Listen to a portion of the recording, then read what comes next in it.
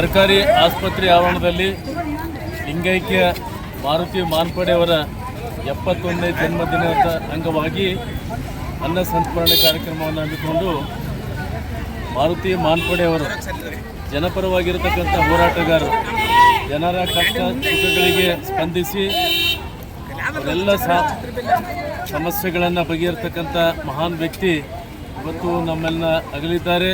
ನಿಜವಾಗಲೂ ಕೂಡ ಅವರ ಇಡೀ ಬದುಕನ್ನೇ ಜನರಿಗಾಗಿ, ಜನರ ಸಮಸ್ಯೆಗಳಿಗಾಗಿ ಸ್ಪಂದಿಸಿ ಅವರ ಬದುಕನ್ನೇ ಏನಪ್ಪಂದರೆ ಮೀಸಲಾಗಿಟ್ಟಿರ್ತಕ್ಕಂಥ ನಮ್ಮ ಕಲಬುರಗಿ ಕಲ್ಯಾಣ ಕರ್ನಾಟಕದ ಹೆಮ್ಮೆಯ ಪುತ್ರ ಅಂದರೆ ಮಾರುತಿ ಮಾನ್ಪಡೆ ಅವರು. ನಿಜವಾಗಲೂ ಕೂಡ ಅವರನ್ನು ನಾವು ಬಾಲ್ಯದಿಂದಲೇ ನೋಡ್ತಾ ಇದ್ದೇವೆ. ಚಳವಳಿಗಳನ್ನು, ಹೋರಾಟಗಳನ್ನು, ರೈತರ ಸಮಸ್ಯೆಗಳನ್ನು, ಕೂಲಿಕಾರರ ಸಮಸ್ಯೆಗಳನ್ನು, ಎಲ್ಲ ಕಾರ್ಮಿಕ ವರ್ಗದ ಅವರನ್ನು ಸಮಸ್ಯೆಗಳನ್ನು ಅವರಿಗೆ ನ್ಯಾಯವಾಗಿ ಬರ್ತಕ್ಕಂಥ, ಅವರಿಗೆ ಫಲಿತಾಂಶವನ್ನು ಕೊಡ್ತಕ್ಕಂಥ ಹೋರಾಟವನ್ನು ಮಾಡಿರ್ತಕ್ಕಂಥ ಧೀಮಂತ ವ್ಯಕ್ತಿ ಮಾರುತಿ ಮಾನ್ಪಡೆಯವರು. ನಿಜವಾಗಲೂ ಕೂಡ ಅವರ ಬದುಕನ್ನು ನಮ್ಮೆಲ್ಲರಿಗೆ ಆದರ್ಶವಾಗಿದೆ.